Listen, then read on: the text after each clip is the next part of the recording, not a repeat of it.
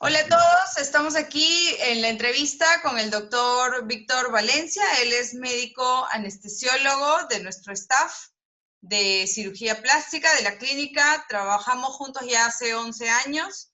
Él es médico asistente del Hospital Arzobispo Loaiza.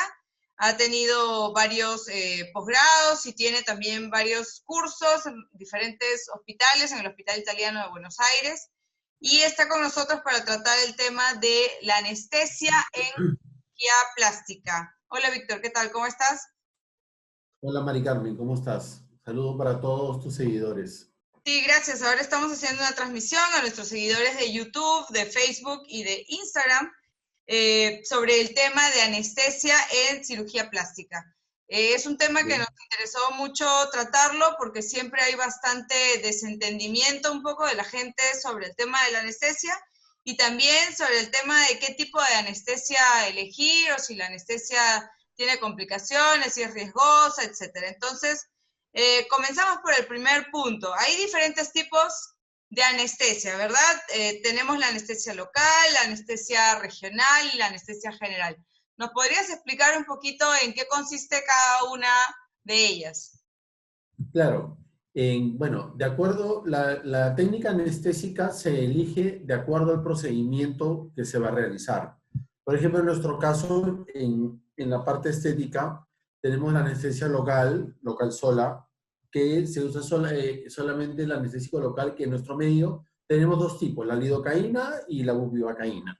Tenemos también la siguiente técnica, es la local con pseudoanalgesia, en el cual nosotros, bueno, aparte de, previo a la infiltración, colocamos unos medicamentos que llevan a un estado de narcosis al paciente y para que puedan realizarse los bloqueos a nivel, digamos, de troncular o la zona donde que se va a trabajar.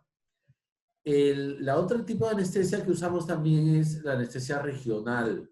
Dentro de la regional tenemos la epidural continua y la anestesia espinal o raquídea. Y es lo que estamos usando eso actualmente más que todo porque dejamos un catéter en el espacio epidural y posterior, como son cirugías largas, pues me da la capacidad de ir reforzando la anestesia y dar un nivel de anestesia de acuerdo a la necesidad del cirujano. Y posteriormente, ese mismo catéter me sirve para el manejo, el control del dolor postoperatorio. Tenemos también la anestesia general, que en la anestesia general tenemos la anestesia general inhalatoria e intravenosa. Dependiendo del gusto o del gusto de la preferencia que tenga el anestesiólogo, puede coger cualquiera de las dos técnicas. La gran diferencia es que en la anestesia general, el anestesiólogo tiene el control de la función ventilatoria y también hay mayor, digamos, si se puede decir, facilidad para los cambios hemodinámicos de acuerdo a la necesidad de la cirugía, ¿no? Claro, una la tendencia, digamos, que se ve hoy día en el mundo, en todos los países desarrollados, bueno, Perú es un país que todavía tiene en ciertas áreas vías de desarrollo, pero en lo que es anestesia, lo que se ve es que hay una tendencia a que la mayoría de cirugías se realicen con anestesia general, ¿no? A diferencia de nosotros, en nuestro medio todavía realizamos muchas cirugías con anestesia local y sedación. Generalmente lo hacemos cuando son cirugías cortas, ¿no? Como nariz o párpados o cirugía de lifting facial, que normalmente son cirugías de cara localizadas, pero en lo que es corporal, sí, por ejemplo, todo lo que es mamas ya lo estamos trabajando con anestesia general desde hace 2 años, y lo que es lipo y lipoabdominoplastía y cirugía corporal, que hasta ahorita todavía se trabaja con epidural. La tendencia y a lo que quisiéramos llegar es que se llegara a trabajar con anestesia general, ¿no? La mayoría de los pacientes. Pero todavía sentimos que las pacientes tienen un cierto recelo a aceptar una anestesia general porque tienen ciertos temores, ciertos miedos respecto a esta, ¿no? ¿Qué nos podrías decir respecto a eso? ¿Qué tan cierto es ese tabú de que la anestesia general es más peligrosa y que la anestesia local o regionales son menos peligrosas? ¿Qué podrías decir al respecto?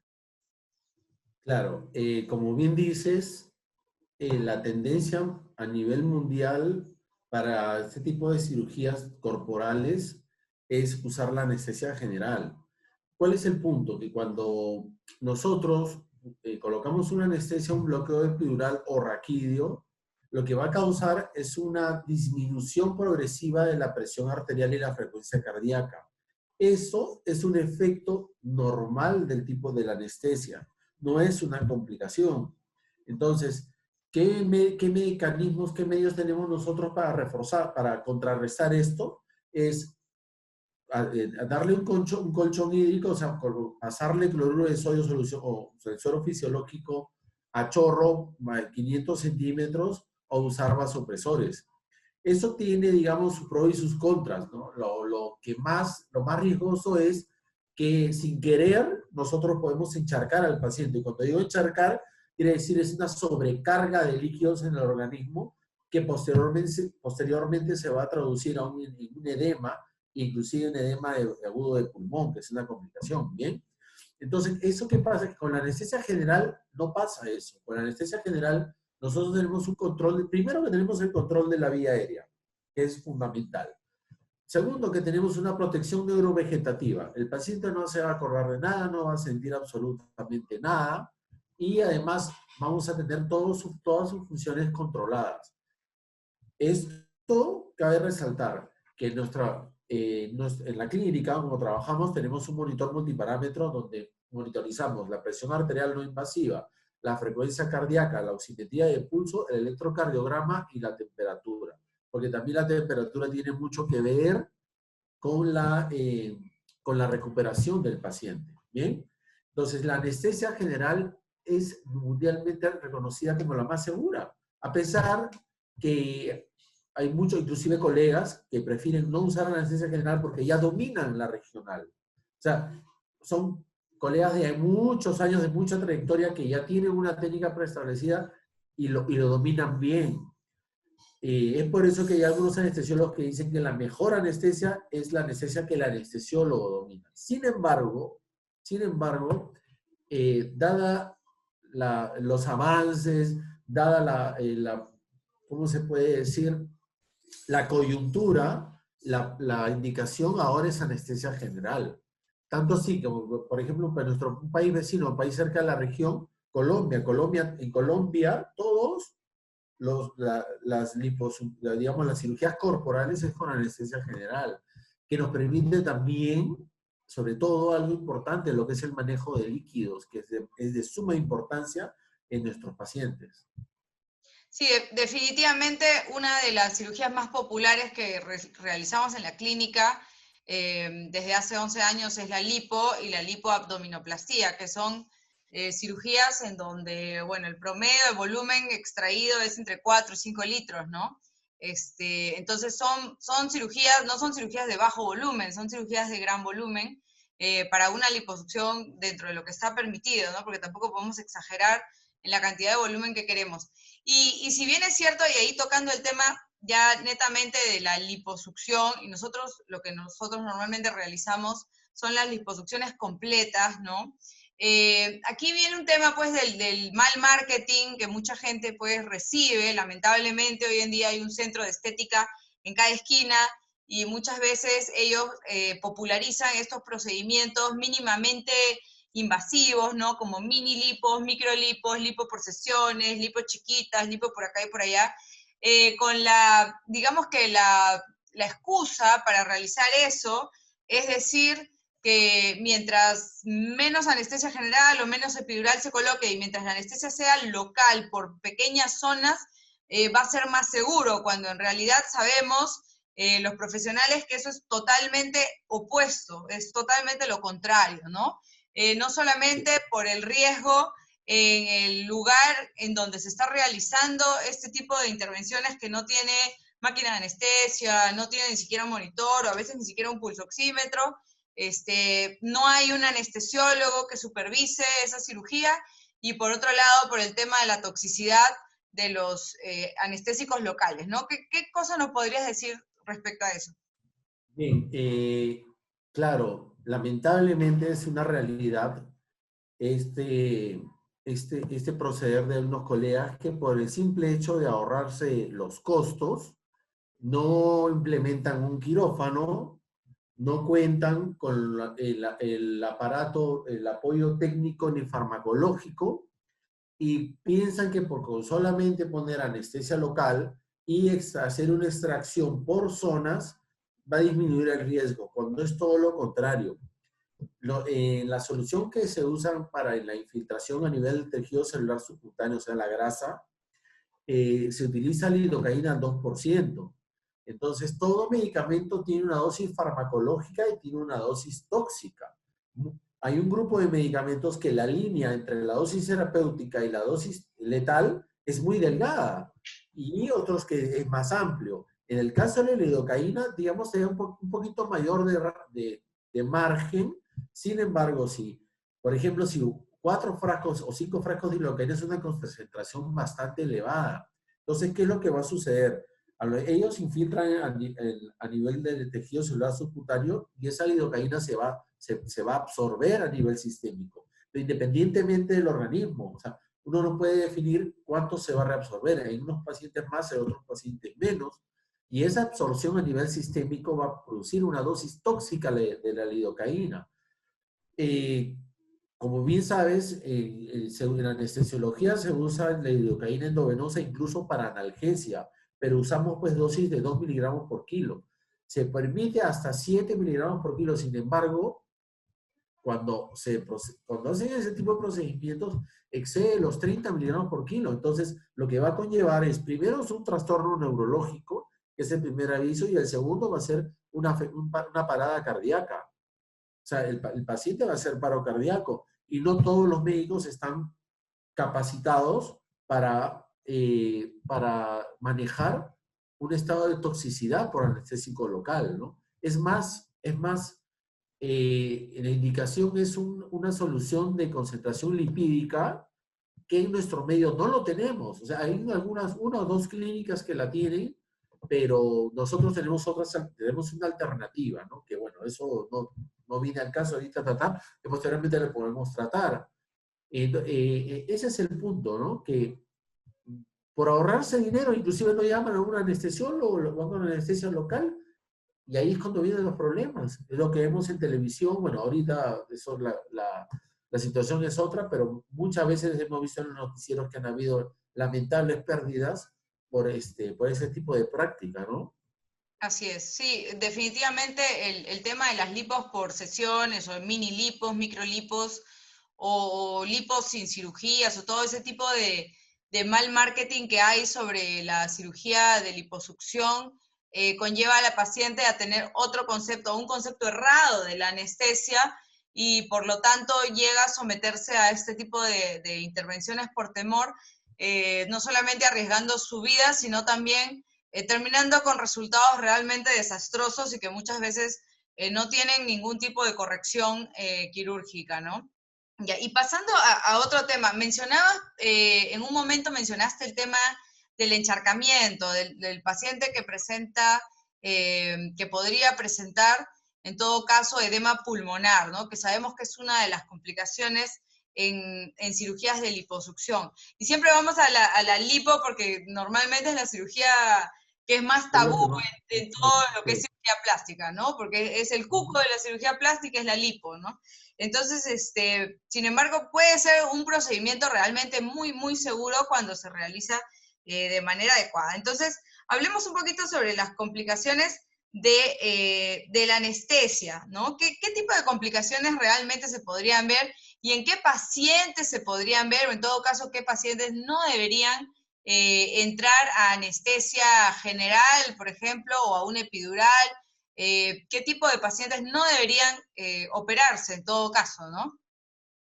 Bien, en cuanto, bueno, es una pregunta bastante larga, vamos a ir por partes. En cuanto a las complicaciones de la anestesia, existen desde una reacción local, porque pueden hacer reacción adversa al medicamento, hasta un paro cardiorrespiratorio. O sea, el extremo se va de un lado a otro.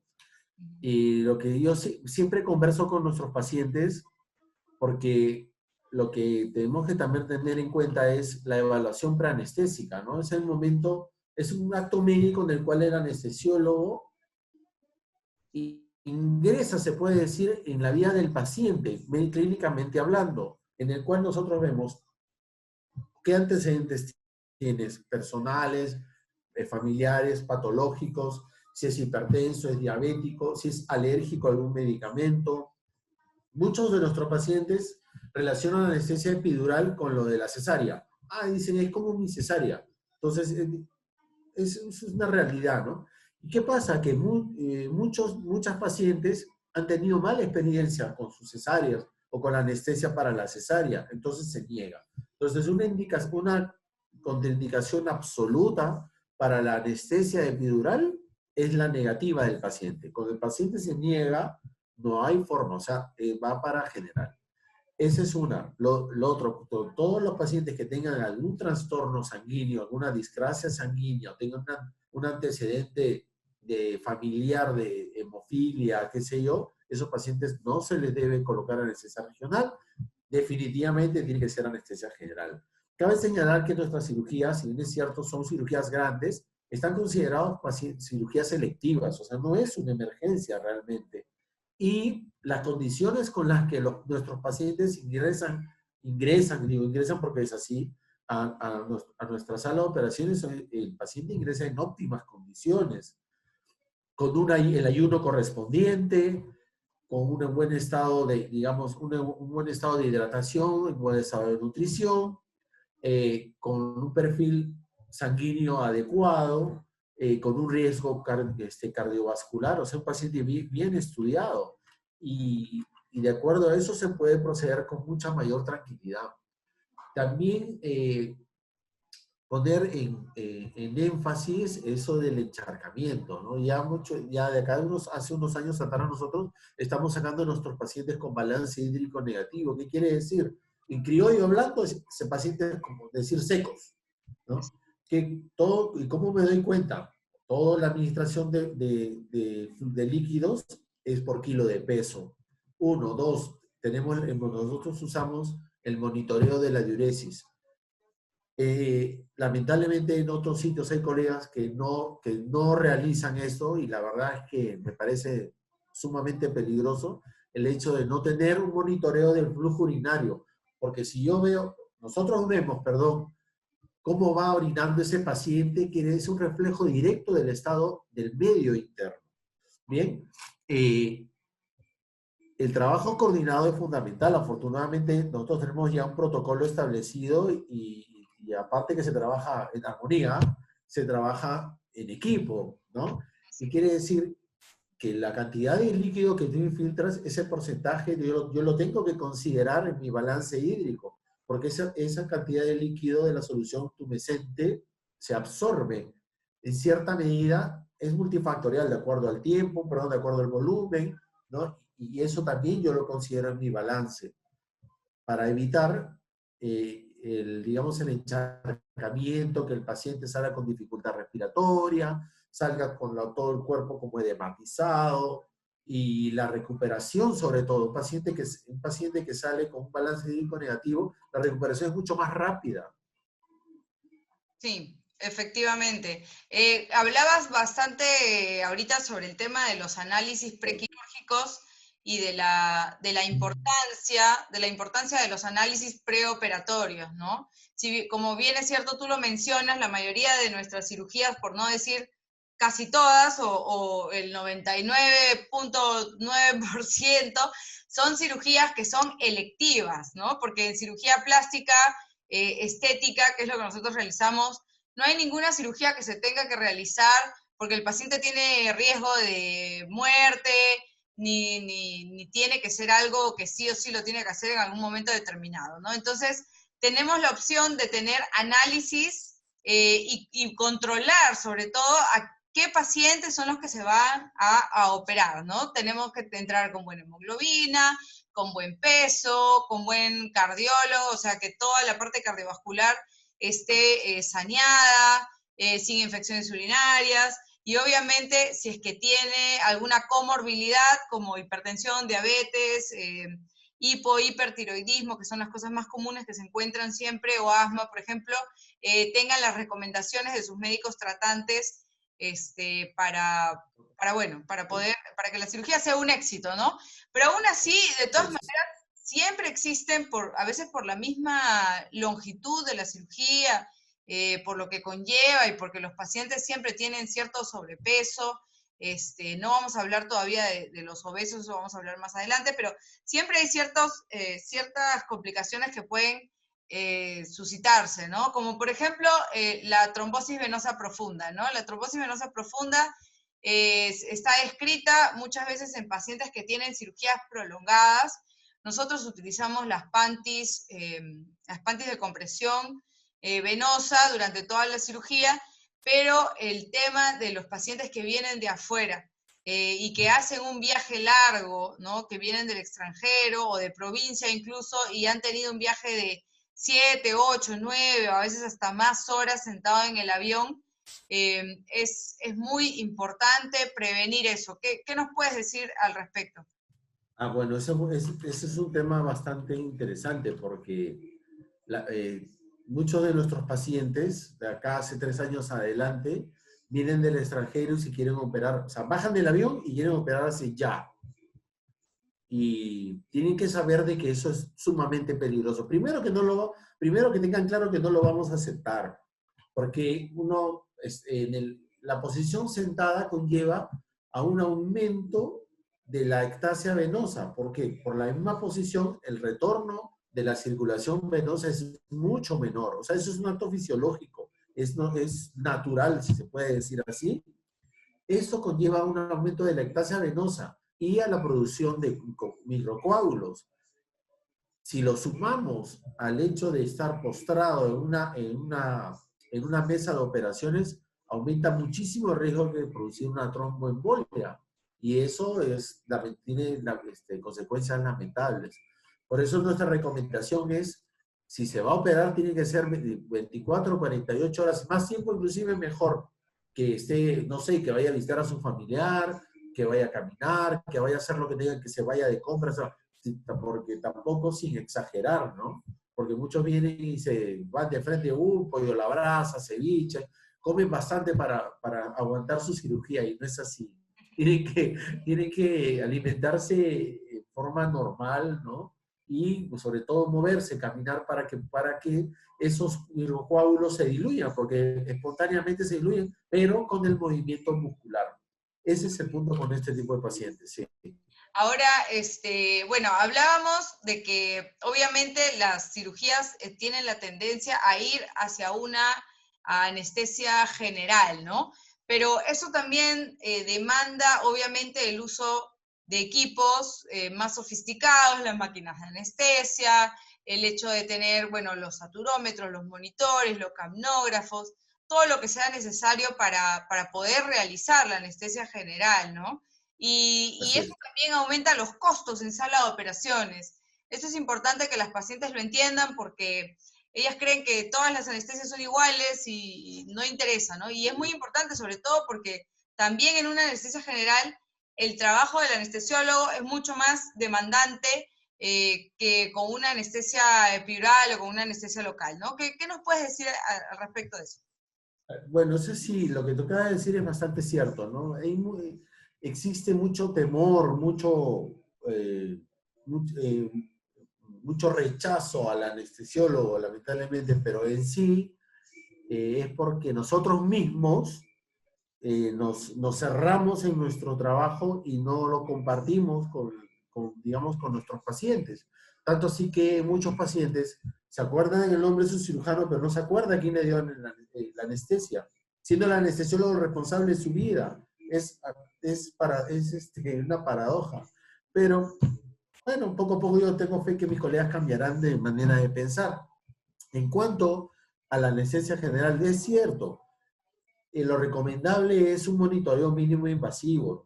Como lo dije hace un rato, nuestros pacientes, por más que usamos el kit de consta, que vamos a usar para una rino, que es local con sedación, se les pone electrocardiograma, presión arterial no invasiva, oximetría de pulso, frecuencia cardíaca, todo porque no sabemos en qué momento un paciente puede reaccionar. Eso es normal. Pero, sin embargo, cuando hacemos una anestesia general ya requerimos la máquina de anestesia, que es una unidad de anestesia, se llama. ¿Por qué? Porque aparte de mezclar los agentes volátiles, tiene un ventilador incorporado, además de un monitoreo de la respiración. Nosotros en la clínica contamos con monitor multiparámetro, con capnógrafo, con un equipo de resucitación, con un coche de paro, tenemos todas las garantías. O sea, mejor dicho, tenemos todos los medios para afrontar cualquier tipo de complicación. Eso es algo que, perdón, eso es algo que tus seguidores, nuestros pacientes, deben de tener en cuenta, que se puede presentar cualquier momento, cualquier efecto adverso. El tema es que el anestesiólogo o el equipo esté entrenado para saber afrontar en forma adecuada dicha complicación. Y en eso creo que sabemos que estamos preparados por nuestras constantes capacitaciones y sobre todo por la comunicación constante que hay entre nosotros. Sí, definitivamente, ¿no? El equipo tiene que estar capacitado, no solamente los médicos, sino también las técnicas que trabajan con nosotros en sala de operaciones. Así, Y todo el equipo, ¿no? Obviamente tratamos de evitar complicaciones eligiendo adecuadamente a los pacientes que a vamos a los operar. pacientes, Como decíamos, ¿cierto? estas no son cirugías de emergencia, son cirugías electivas y que por lo tanto no hay ningún apuro por programarlas si es que encontramos alguna deficiencia o alguna alteración en el paciente.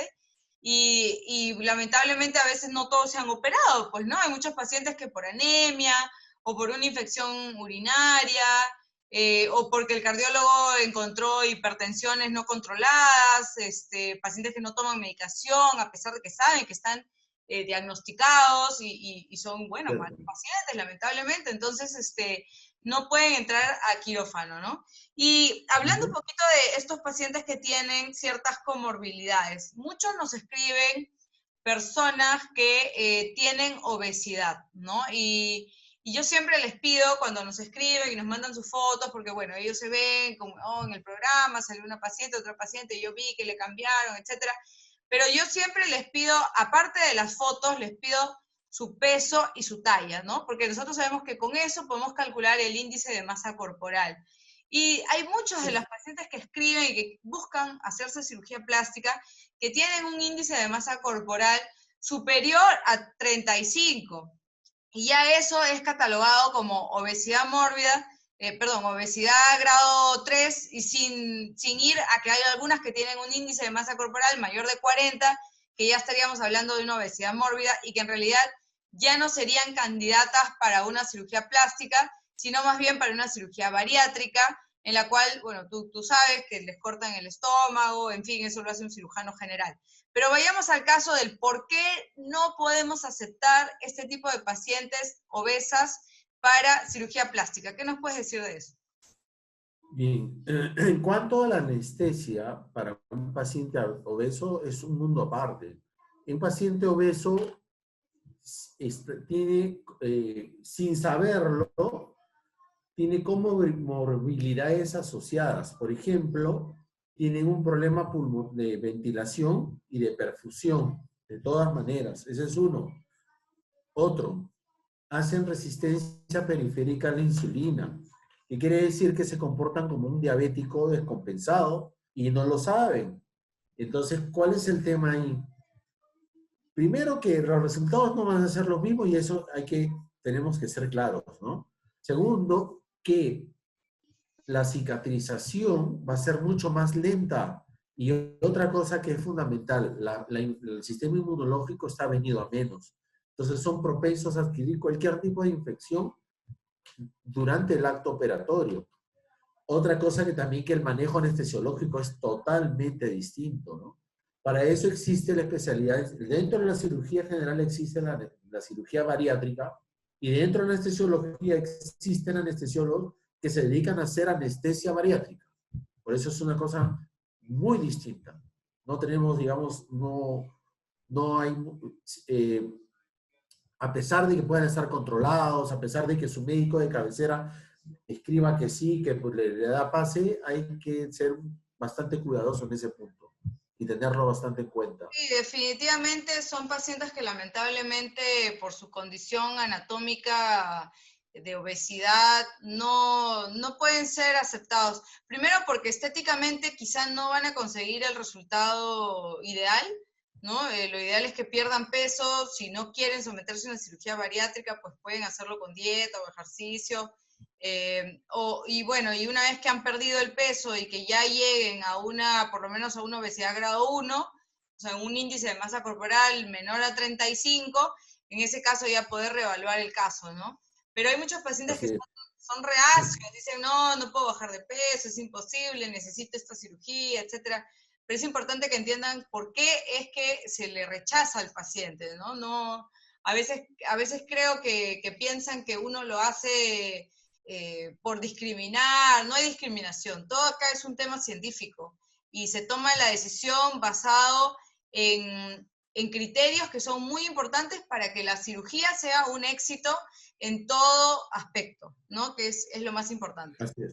Y Víctor, ya para finalizar la entrevista, ¿qué nos puedes decir respecto a la analgesia de los pacientes en el postoperatorio, ¿no? Si sabemos que tenemos escasos medicamentos, trabajamos AINES, no tenemos muchos opioides para el manejo del postoperatorio, sobre todo en pacientes de este tipo de cirugías, lipo, prótesis de glúteo, prótesis de mama, retromusculares, que quizás son las más dolorosas, por decirlo así. ¿Qué nos puedes decir al respecto de eso? Bien, en cuanto al manejo, del manejo del dolor postoperatorio, primero considerar que la analgesia viene previa a la cirugía. O sea, ni bien antes que comience la operación, ya se le cargó un bolo de un analgésico, de un antiinflamatorio, de un AINE, ¿no? En este caso, lo que tenemos a la mano y que nos va súper bien es el ketoprofeno, de 100 miligramos. Y posteriormente, como dejamos el catéter epidural, tenemos un esquema de analgesia, que quiere decir que ya se dejan las jeringas prellenadas, de acuerdo al peso del paciente, se le coloca una dosis de analgesia por el catéter. Nos ha ido súper bien, los pacientes al día siguiente se han ido tranquilos a sus casas. El uso de opioides sí es bueno. ¿Qué pasa? Que en Estados Unidos todo es morfina. Morfina por acá, morfina por allá. Morfina es un muy buen analgésico. Es bueno. Pero ¿qué pasa? Que nuestros pacientes, a pesar de que nosotros también tenemos un esquema de profilaxis de las náuseas y vómitos, porque usamos 3 tipos de medicamentos para evitar las náuseas y vómitos postoperatorios, el uso de los opioides, a pesar que es por vía subcutánea, puede producir náuseas, puede producir vómitos, y eso es contraproducente para nuestros pacientes, sobre todo que han sido sometidos a una abdominoplastía. Entonces, para redondear, el esquema es antiinflamatorios no esteroideos, analgesia por catéter y una dosis de rescate. En casos muy raros usamos el tramadol subcutáneo y a 0,5 por kilo de peso. Es lo que tenemos ahora. Ya por vía oral ya se le arregla lo que ahora es el sistema NMDA, que es de digamos, mucho más nobles los resultados. Claro, normalmente los opioides, a pesar de que son excelentes analgésicos, tienen ese problema que pueden generar náuseas. El simple tramal genera náuseas y vómitos en muchas pacientes, ¿no? Sí, exacto. Picodin o Percocet, eso que se usa en Estados Unidos, es mucho más fuerte y los pacientes pueden tener muchas más náuseas. Entonces, aparte de que pueden producir dependencia, ¿no? Porque finalmente son drogas y esto puede producir dependencia y es algo que, bueno, quizás no, a lo que no querramos llevar a una paciente, ¿no? Bueno, yo creo que ha sido bastante amplia el tema, hemos conversado bastante de esto. No sé si tengas algo más que agregar respecto al tema de la anestesia, ya para ir cerrando la entrevista. Ya, bueno, más que todo es un mensaje para tus seguidoras, para nuestros pacientes, es que tengan primero que se aseguren a lo que van a ser sometidos, qué es que realmente lo que quieren hacer.